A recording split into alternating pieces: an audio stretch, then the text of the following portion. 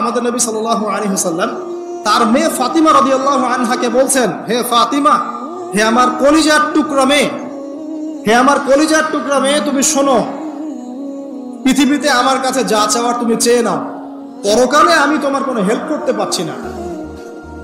অথচ আমরা জানি নবী সাল্লাল্লাহু আলাইহি ওয়াসাল্লাম সবার জন্য কি করবেন? সুপারিশ করবেন, সেটা অন্য বিষয়। তোমাকে তোমার হিসাব একাই দিতে হবে, নবী সাল্লাল্লাহু আলাইহি ওয়াসাল্লাম এটা বলছেন। একদিন তিনি বাসায় ঢুকলেন, দেখছেন আয়েশা রাদিয়াল্লাহু আনহা কান্নাকাটি করছে। আয়েশা বলে রাখি, আয়েশা রাদিয়াল্লাহু আনহা সম্পর্কে আমাদের নবীজি বলেছেন, তাকে প্রশ্ন করা হচ্ছে আপনি পৃথিবীতে সবচেয়ে বেশি কাকে ভালোবাসেন? তিনি বলছেন আয়েশাকে। তারপরে কাকে ভালোবাসেন? আবু বকর। তারপর কাকে ভালোবাসেন? ওমর। কথা বুঝতে পারছেন? তো সেই আয়েশা রাদিয়াল্লাহু আনহা বাসায় কান্নাকাটি করছেন। তিনি বলছেন, কি জন্য কাঁদছো হে আয়েশা? আয়েশা রাদিয়াল্লাহু আনহা বলছেন, জাহান্নামের আযাবের ভয়ে আমি কাঁদছি। কি হবে ইয়া রাসূলুল্লাহ আমাদের শেষ? তখন আল্লাহর নবী তার স্ত্রীকে বলছেন, যাকে তিনি সবচেয়ে বেশি ভালোবাসেন, তাকে বলছেন, তিনটা ক্ষেত্র বা তিনটা জায়গা আছে যখন পৃথিবীর কোনো মানুষকে চিনতে পারবে না পরকালে, এমনকি আমিও তোমাকে চিনতে পারবো। সেটা কি? যখন এই যে মিজানের পাল্লাটা দাঁড় করানো, যে এটা ভারী হচ্ছে না হালকা হচ্ছে, এই সময় কেউ কাউকে চিনবে না, কারো কথা কারো মনে থাকবে না। যে গার্লফ্রেন্ডের জন্য আপনি জীবন দিচ্ছেন তার কথা আপনার মনে থাকবে না। যে স্ত্রী সন্তানের জন্য আপনি সারা জীবন দুর্নীতি করে গেলেন তার কথা আপনার মনে থাকবে না। এমনকি যে স্ত্রীর কাছে আপনি অনেক প্রেমময় স্বামী, সেও আপনার কথা মনে রাখবে না যখন মিজানের পাল্লাটা উঁচু করা। দুই, যখন আমল নামা ছুড়ে দেওয়া হবে, আমল নামা এভাবে উন্মুক্ত করে ছুড়ে দেওয়া হবে, ইকরা কিতাবাক, তুমি আজকে তোমার কিতাব পড়ো, ওয়া কাফা বিনাফসিকা আল-ইয়াওমা আলাইকা হাসিবা, আজকে তুমি নিজেই তোমার নফসের হিসাব নেওয়ার জন্য যথেষ্ট। এই সময় আয়েশা আমি তোমার কথা মনে রাখতে পারবো। একটা হচ্ছে যখন মানুষ পুলসিরাত পার হবে, তখন কেউ কারো কথা মনে রাখবে। এখান থেকে শিক্ষা কি? নূহ আলাইহিস সালামের পরিবারের সদস্য হয়েও তারা আল্লাহর আনুগত্য না করার কারণে জাহান্নামে যাচ্ছে। লূত আলাইহিস সালামের পরিবারের সদস্য হয়েও ঈমান না আনার কারণে তারা কি করছেন? জাহান্নামে যাচ্ছেন। আমাদের শিক্ষা হচ্ছে আমাদের পরিবারগুলোর, যে আমাদের এই বংশ, আমাদের এই যে টাকা পয়সা, স্ট্যাটাস, রং, হ্যাঁ, বাড়ি গাড়ি, পলিটিক্যাল পদ, কোনো কিছুই আমাদেরকে আল্লাহর আযাব থেকে বাঁচাতে পারবে না যদি আমরা প্রকৃত মুসলিম মুমিন না হতে পারি। তো পরিবারের সদস্যদেরকে আল্লাহ পাক ঈমানদার হওয়ার তৌফিক এনায়েত করুন। এবার আসেন সামনে, আরো সামনে যান, দেখেন ওই যে ইব্রাহিম আলাইহিস সালাম, মনে আছে? বাবা হচ্ছে ওই সমাজের সবচেয়ে বড় লিডারের ডান হাত, নমরুদের ডান হাত। সে হচ্ছে মূর্তি পূজারীদের সর্দার, মানে মূর্তি সে বানাতো, স্ট্যাচু মেকার। ইব্রাহিম আলাইহিস সালামকে আল্লাহ পাক ওই ঘরেই জন্ম দিয়েছেন যেখানে তার বাবা একজন শিরকের কাণ্ডারী। ইব্রাহিম আলাইহিস সালাম তাকে বোঝানোর চেষ্টা করলেন, বাবা এটা শিরক, এটা শয়তানের কাজ, এখান থেকে ফিরে আসো, আমি তোমার জন্য আল্লাহর কাছে দোয়া করবো ইত্যাদি। বাবা তার কথা শুনলো না। এটা তো এমন না যে তিনি শুধু একবার বলেছেন, তিনি হয়তো বলতেই ছিলেন, একদিন দুই দিন না, কিন্তু বলতেই আছে। এক পর্যায়ে বাবা তাকে বের করে দিলেন বাসা থেকে, ফাহজুরহুম, এরকম করে ইব্রাহিম আলাইহিস সালামকে বের করে দেওয়া। কিন্তু তিনি বললেন, সালামুন আলাইক, বাবা আপনার উপর শান্তি বর্ষিত হোক, আমার আব্বা আপনার প্রতি শান্তি বর্ষিত হোক, আমি আল্লাহর কাছে আপনার জন্য দোয়া করব। পরে যখন আল্লাহ পাক তাকে বললেন যে কোনো মুশরিকের জন্য তোমার দোয়া করার সম্ভাবনা পাবে না, তখন থেকে ইব্রাহিম আলাইহিস সালাম দোয়া করা বন্ধ করলেন। এখানে দেখেন, ছেলে, একজন যুবক ছেলে, তার মধ্যে ঈমান এসেছে, সে তার পরিবারের চলমান শিরকের বিরুদ্ধে কথা বলছে, প্রয়োজনে সে সেখান থেকে স্কিপ করেছে, তাকে বের করে দেওয়া হয়েছে, সে চলে গেছে, তারপরেও কিন্তু তাওহীদের সাথে শিরকের আপোষ করে নাই ইব্রাহিম আলাইহিস সালাম। সামনে যান, ওই যে তার স্ত্রী হাজেরা আলাইহিস সালাম তার সন্তান এবং স্ত্রীকে রেখে আসছেন কোথায় বলেন? মক্কায়, তাই না? মরুভূমিতে, খাবার নাই, পানিও নাই। এখন ইব্রাহিম আলাইহিস সালাম চলে যাওয়ার সময় তার স্ত্রী বলছেন যে আপনি কি আল্লাহর আদেশেই আমাকে ছেড়ে যাচ্ছেন? তিনি বলছেন হ্যাঁ। তখন তিনি বলছেন আল্লাহ পাক আমাদেরকে ধ্বংস করবেন না। এখানে খেয়াল করে দেখেন, তারপর সাফা মারওয়া সাই করলেন, জমজম কূপ পানি বের হলো, সেখানে কমিউনিটি গড়ে উঠলো। ইসমাইল আলাইহিস সালামের ঔরস থেকে পরবর্তীতে মুহাম্মদ সাল্লাল্লাহু আলাইহি ওয়াসাল্লামের জন্ম হয়েছে ওই ট্রাইবের মধ্যেই। তো এখানে খেয়াল করেন, এই যে সন্তান ইসমাইল আলাইহিস সালাম, তিনি যখন একটু বড় হচ্ছেন তখন ইব্রাহিম আলাইহিস সালাম আসছেন। এসে বলছেন আমি স্বপ্ন দেখেছি, ইয়া বুনাই আমি স্বপ্ন দেখেছি, ইন্নী আরা ফিল মানামি আন্নী আসবাহুক, আমি স্বপ্ন দেখেছি আমি তোমাকে জবাই করছি, ফানজুর মাযা তারা, তোমার কি রায় আমাকে বলো। এখন ইসমাঈল আলাইহিস সালাম বলছেন, কিশোর ইসমাঈল, ইয়া আবাতি, হে আমার বাবা, ইফআল মা তুমার, আপনি সেটাই করেন যা আল্লাহ আপনাকে আদেশ করেছেন। সাতাজিদুনি ইনশাআল্লাহু মিনাস সাবিরিন, ইনশাআল্লাহ আপনি আমাকে সবরকারী পাবেন। কার কথা এটা? ইসমাঈল আলাইহিস সালামের কথা। এখন খেয়াল করে দেখেন, ইসমাঈল আলাইহিস সালামকে কিন্তু তার বাবা 24 ঘন্টা কাছে রেখে মানুষ করেন নাই। কারণ তিনি থাকতেন ওই যে প্যালেস্টাইনে, সেখানে আরেকজন স্ত্রী আছেন সারা আলাইহিস সালাম, আসা যাওয়া করতেন। মূলত তাকে মানুষ করেছে তার মা হাজারা আলাইহিস সালাম, যেই সবরকারী আল্লাহর প্রতি তাওয়াক্কুলকারী মা বলেছিল, আল্লাহ যদি আপনাকে আদেশ করে থাকেন আমাদেরকে ছেড়ে যাওয়ার জন্য, সেই আল্লাহ আমাদেরকে ধ্বংস করবেন না। ওই যে তাওয়াক্কুল, ওই যে সবর, তার গর্ভ থেকে আল্লাহ পাক জন্ম দিয়েছেন ইসমাঈল আলাইহিস সালাম। যেমন মা তেমন সন্তান, যে সন্তান বলছে আমাকে জবাই করতে যদি আল্লাহ পাক আদেশ করে থাকেন আপনি করেন। তো ঘরের মধ্যে স্ত্রীরা, আমাদের ঘরের স্ত্রীরা যদি হাজারা আলাইহিস সালামের মতো না হতে পারে, সবরকারিণী এবং আল্লাহর প্রতি তাওয়াক্কুলকারিণী, আমাদের বোনেরা, আমাদের মায়েরা যদি হাজারা আলাইহিস সালামের মতো সবরকারিণী হতে না পারে, আল্লাহর প্রতি তাওয়াক্কুলকারী হতে না পারে, তাহলে তাদের গর্ভ থেকে কশ্চিন কালেও ইসমাঈলের জন্ম হবে না। কথা বুঝতে পারছেন? তাদের গর্ভ থেকে কশ্চিন কালেও ইসমাঈলের মতো সন্তানের জন্ম হবে না এবং ইসমাঈলি প্রজন্ম গড়ে উঠবে না। এজন্যই আপনি তাকিয়ে দেখেন ম্যাক্সিমাম পরিবারের সন্তান এখন বেলাইনে চলে গেছে। কারণ কি জানেন?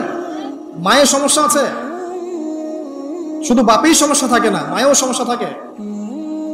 মায়ের ফিতরাত সন্তানের মধ্যে চলে আসে।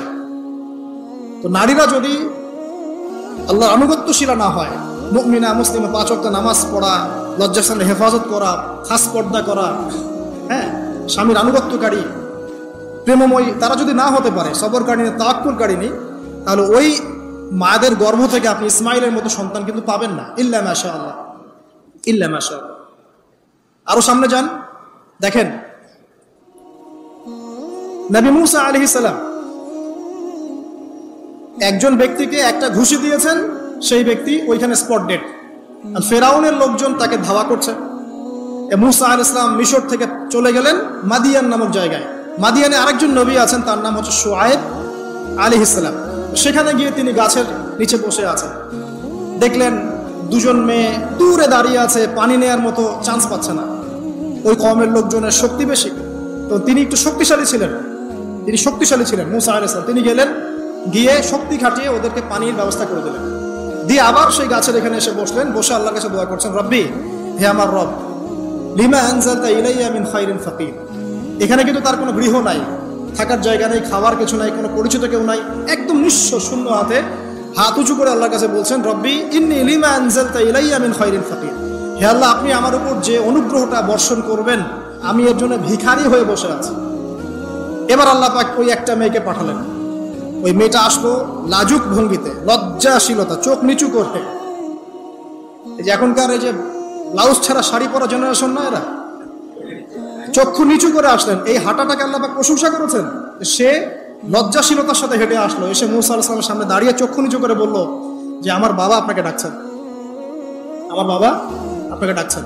এই লজ্জাশীলতা মেয়েদের মধ্যে কোথায় পাবেন এখন? একটা হাদিস আছে, যখন তোমার মধ্যে লজ্জা থাকবে না, তোমার দ্বারা যে কোনো পাপ করা সম্ভব। হাদিস আছে, যে কোনো পাপ করা সম্ভব। বিকিনি পরেও কয়দিন পর ঘুরবে এরা, আমি বলে দিচ্ছি, দেখে নিন ইনশাআল্লাহ। এবং এই আন্দোলন করতে করতে এক পর্যায়ে এমন একটা অবস্থা হবে, দেখবেন যে ওটা পরেও রাস্তায় ঘুরছে। মানে ওরা দেশটাকে ওই আমেরিকান এবং ব্রিটেনদের পশ্চিমা সংস্কৃতির রঙে সাজাতে চায়। আর এই নোংরা অসভ্যতার নাম দিয়েছে প্রগতিশীলতা। শয়তান অনেক বেশি প্রগতিশীল ছিল এবং এখন আছেও। ওই মেয়ের হেঁটে আসাটাকে আল্লাহ প্রশংসা করছেন। আসার পরে তিনি যখন বলছেন আমার বাবা আপনাকে ডাকছেন, তিনি গেলেন, তখন ওই শুআয়ব আলাইহিস সালাম বলছেন যে আমার এই দুই মেয়ের মধ্যে একজনকে আমি তোমার সাথে বিয়ে দিতে চাই। মুসা আলাইহিস সালাম সেখানে বিয়ে করলেন। শর্ত হচ্ছে 8 থেকে 10 বছর তাকে তার ফার্মে চাকরি করতে হবে, কৃষিকাজ মানে গবাদি পশুর, এখানে 8 থেকে 10 বছর তাকে সার্ভিস দিতে হবে, এটাই মোহর। তো এটা আমি এখন বুঝি যে মুসা আলাইহিস সালামকে আল্লাহ পাক এই যে রাখালির কাজ করিয়েছেন কেন জানেন? কারণ এই কাজগুলো মানুষের ধৈর্য বাড়ায়।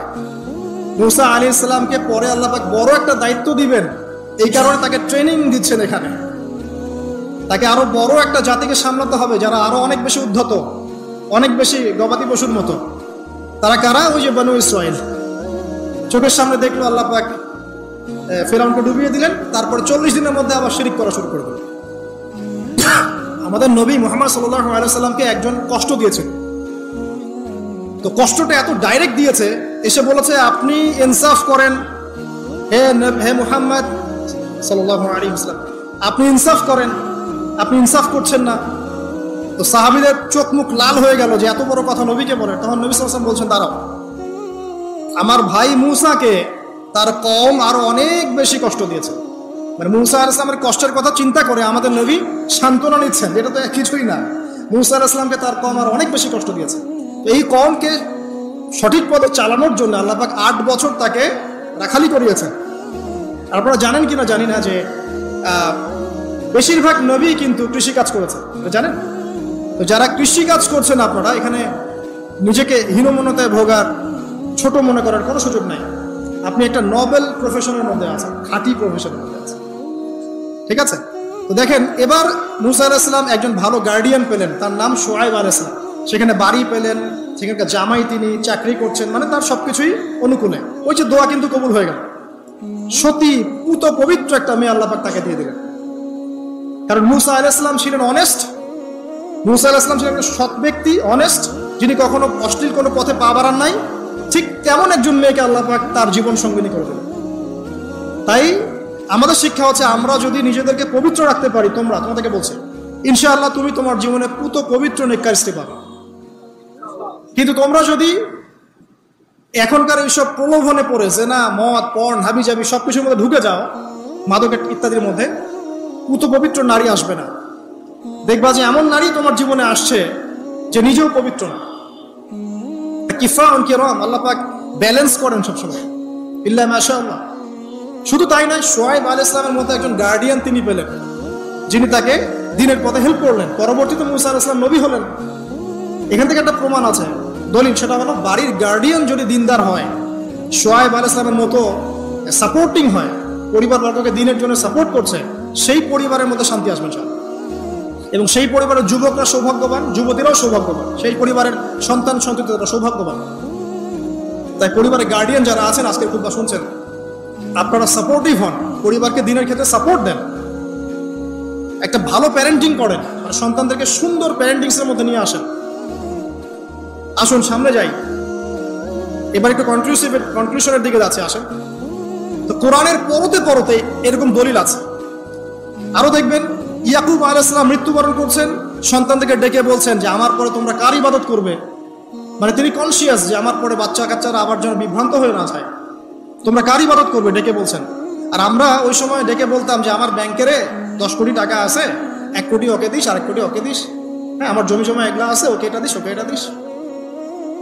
উনি ডেকে বলছেন তোমরা আমার পর কার ইবাদত করবে। সন্তানরা বলছে আমরা এক আল্লাহর ইবাদত করব, যার ইবাদত আপনি করেছেন, আপনার পিতাও করেছেন। সচেতন গার্ডিয়ান।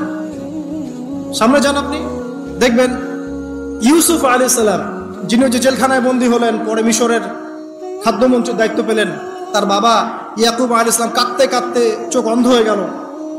দেখেন, যখন ইউসুফ আলাইহিস সালাম তার ভাইদেরকে বললেন এই যে রুমালটা, এই রুমালটা নিয়ে যাও, আমার বাবার চোখের উপরে দিবে, ইনশাল্লাহ সে দৃষ্টিশক্তি ফিরে পাবে। এটা পড়েন নাই মনে হয়, সূরা ইউসুফের মধ্যে আছে।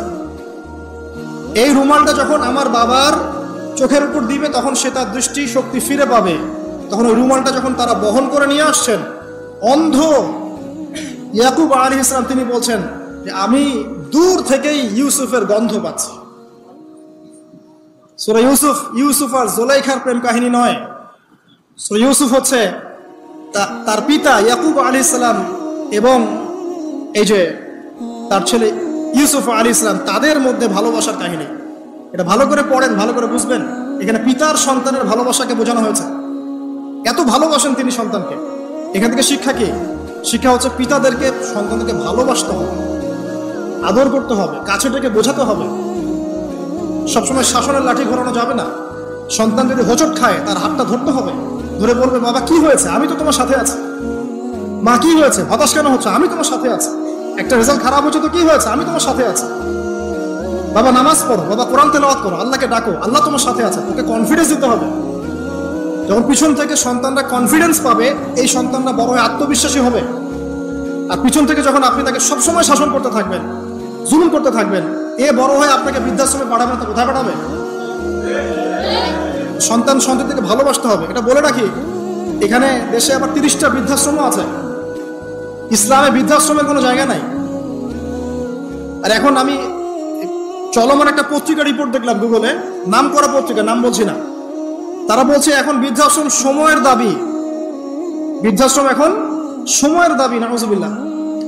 আর ইসলাম বলছে সবচেয়ে সেরা অধিকার দিবে মাকে, তারপরে মাকে, তারপরে মাকে, তারপর বাবাকে। মায়ের পায়ের নিচে জান্নাত, বাবার সন্তুষ্টিতে আল্লাহর সন্তুষ্টি, এগুলো ইসলাম বলছে। আর এখনকার সভ্যতা আমাদেরকে বলছে যে বৃদ্ধাশ্রম এখন সময়ের দাবি। ইউসুফ আলাইহিস সালামকে যেভাবে ভালোবাসতেন তার বাবা, সন্তানকে ভালোবাসো।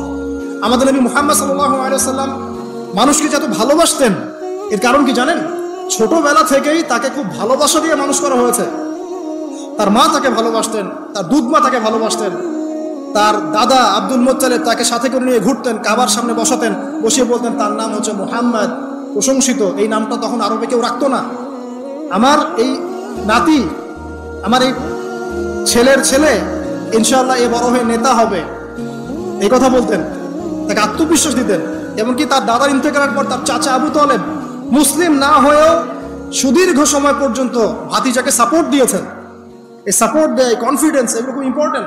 এগুলোর ঘাটতি যখন হবে তখন এই যুব সমাজ, পরিবারের সদস্যরা ফেড আপ হয়ে যাবে, মানসিক কষ্টে ভুগবে, মাদকের কাছে যাবে, অন্য একটা মেয়ের কাছে যাবে, কনে যাবে, আপনার মিউজিক্যাল ইনস্ট্রুমেন্টের কাছে যাবে। ঠিক আছে, আমরা শেষ করছি। এখান থেকে একটা শিক্ষা হচ্ছে যে আমাদের পরিবারের সদস্যদেরকে ভালোবাসা এবং তাদের প্রতি কনফিডেন্স দেয়া, তাদেরকে আল্লাহর পথে চলতে সাহায্য করা। ইনশাআল্লাহ দেখবেন যে তারা আপনার